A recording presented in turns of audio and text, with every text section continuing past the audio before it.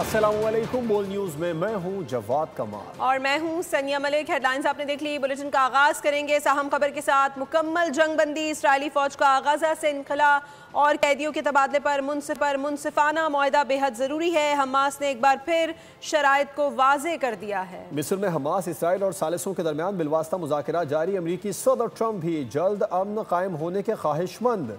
बोले उम्मीद है मुआहदा जल्द तय पा जाएगा।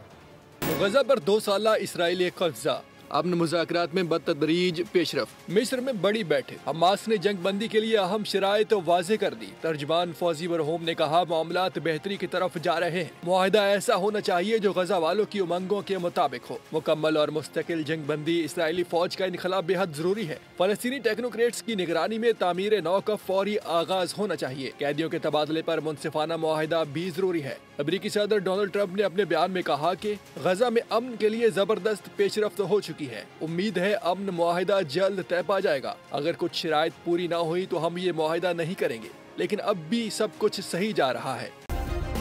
सब्सक्राइब करें और बेल दबाएं ताकि कोई खबर रह न जाए।